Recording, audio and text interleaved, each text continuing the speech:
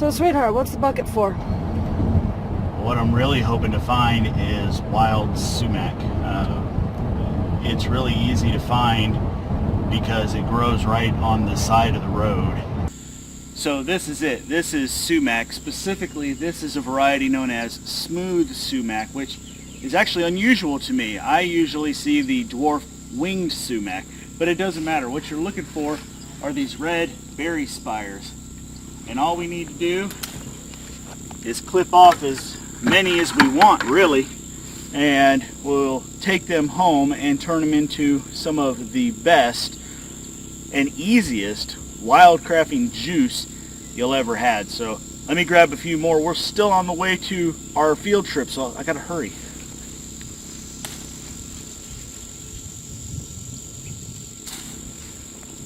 I don't have to wait with that, do I? Mm-mm.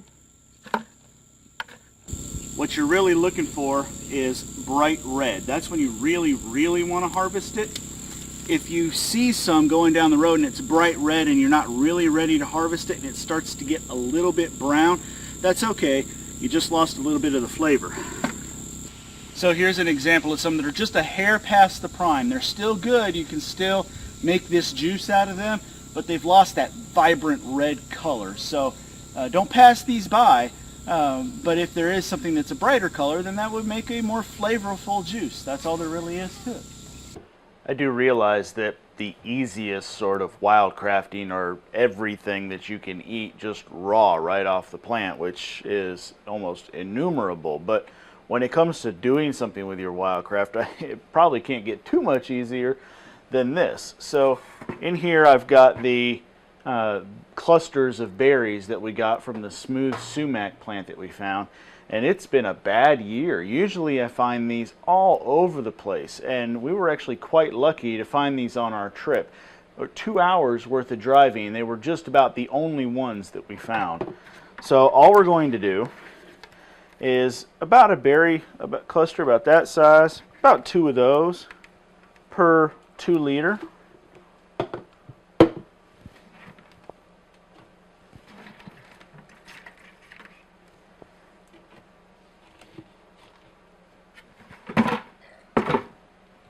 And now we're going to fill this up with cold water. It's important that you remember that. I was talking with a friend of mine in Starkville, Mississippi. Her name is Marion, and she was the first person to show this to me. I had never heard of it before. I didn't even know it was even a thing, and I couldn't believe how much this tastes like a pink lemonade. That's the best explanation I can give you on a what does it taste like.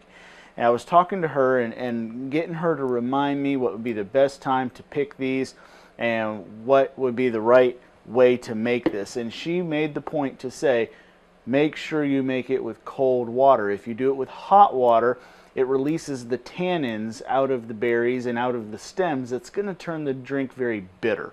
So this is a very enjoyable drink if you make it with the cold water. So all we're going to do is put cold water in these pitchers, and then we're going to let it sit. Now we're going to let ours sit overnight, but you really only need to let yours sit for an hour or two, just enough to infuse the water with that flavor.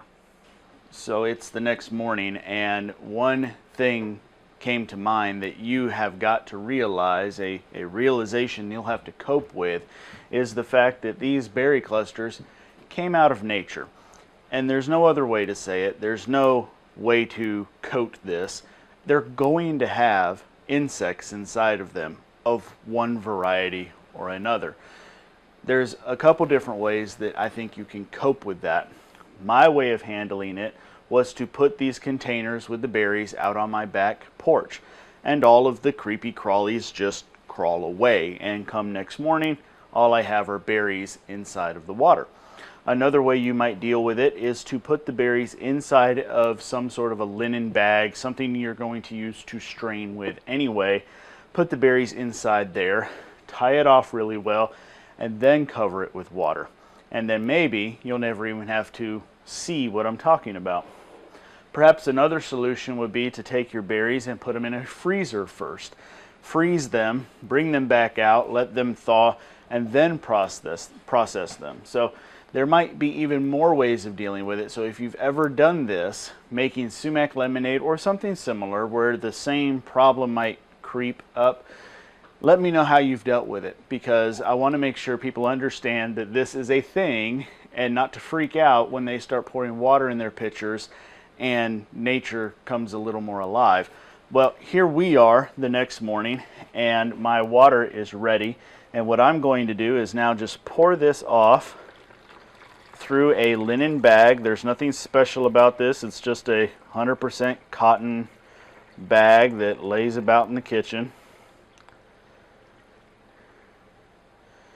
Now, we don't want to use hot water, but it is okay to squeeze out these berries. So I'm going to get these berries back down into this water a bit.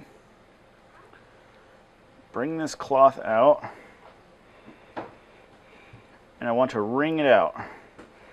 I want to try to get any flavor I can out of these berries, and so we're just going to wring it out.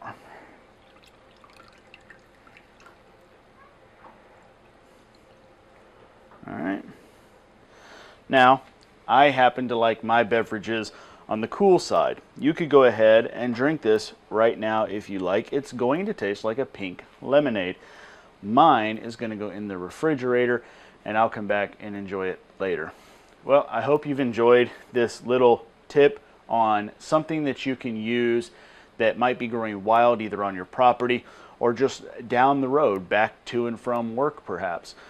So keep an eye out for the sumac, and let me tell you right now, please don't go down in the comments and start commenting about poison sumac. You're gonna make me want to boop you on the nose. Boop. Poison sumac has white berries that don't look anything like this, and very remote chance that you're gonna run across it. So look for the red berries on a sumac tree or shrub, and you're going to be just fine.